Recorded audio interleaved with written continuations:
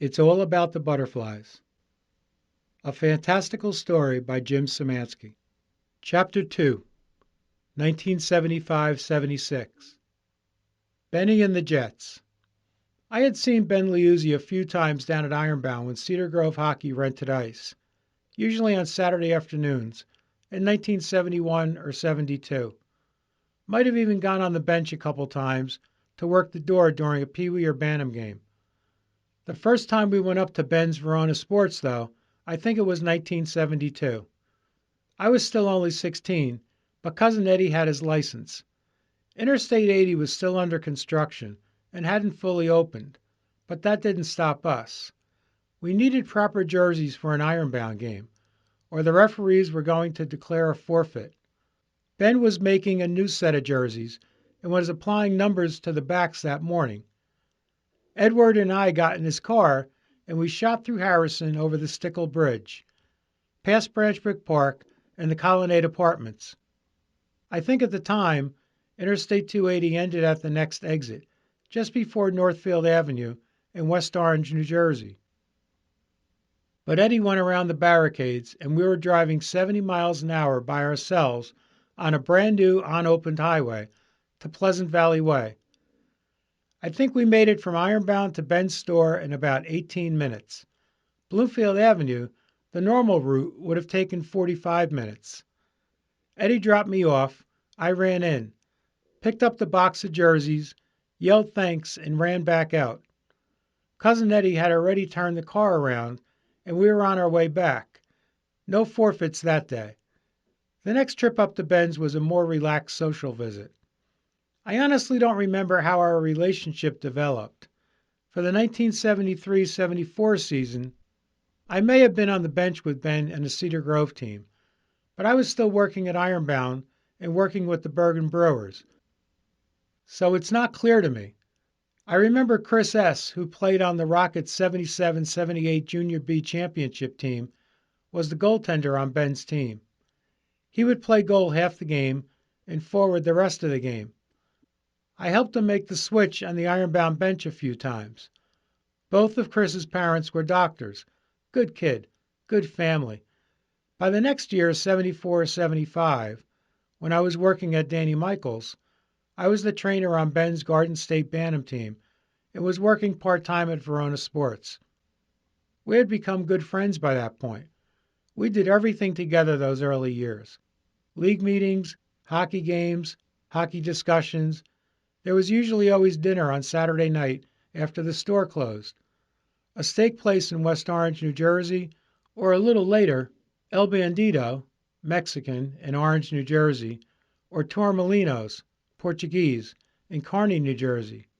As I recall, Ben would never let me pay. Once Ben's son Michael was out of diapers by around 1975, he became a fixture at the store and went everywhere with Ben. There were times we tortured that poor boy. I think when Michael was maybe 7, Larry Garrigan and I were working at the store one afternoon. Ben was out running around somewhere. We pulled off Michael's pants and put him out in the display window on Bloomfield Avenue. He ran back and forth to the two openings, but we wouldn't let him back in to the store for about 10 minutes, as people walking and driving by that busy Saturday afternoon got to see the show. Didn't bother him a bit. Don't think I ever saw him pout or cry, but he was glad to get out of that store window that day. I recall one dinner at Tormelinos, a Portuguese restaurant in Kearney, New Jersey, possibly there for New Year's Eve, with Ben and young Michael.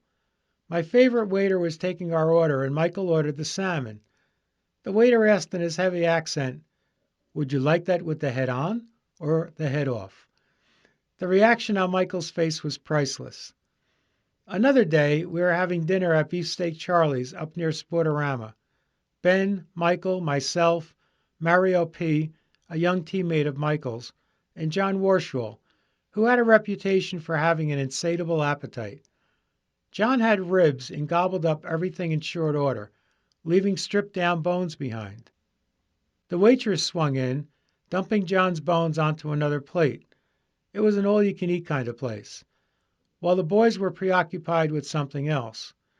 When they looked back at John, they asked where the bones that were on his plate went, and he replied, "I ate them." Ben and I confirmed John's statement. Michael and Mario were astonished, but knowing John, it was believable, and John was quite convincing. For weeks after that, all the boys talked about was how John devoured everything, including the bones. Another urban legend revealed. Ben made the arrangements for me to rent the upstairs offices above his store for the Hockey Review. He let me work as many hours as I could to support myself. We went and picked up the Golden Blades and Long Island Ducks equipment together. He always discounted, sometimes heavily, what I needed for your dad, or later for the Olympic stars. I helped set up his first computerized point-of-sale inventory system, made by Eagle Computer, I recall.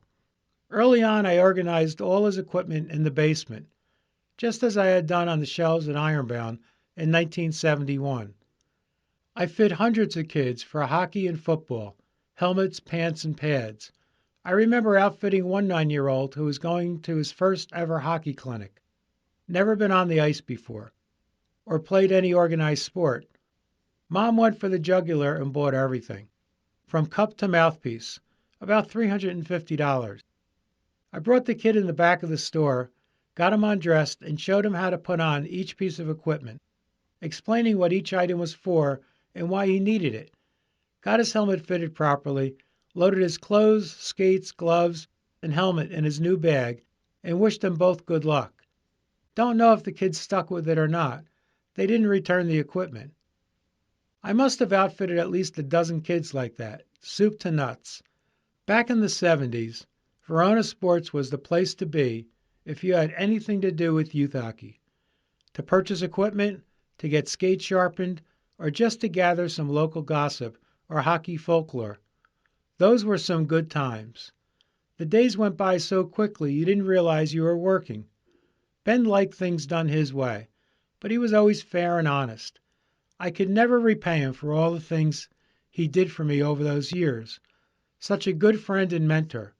What a collection of amazing memories. The two of us could entertain a crowd for hours.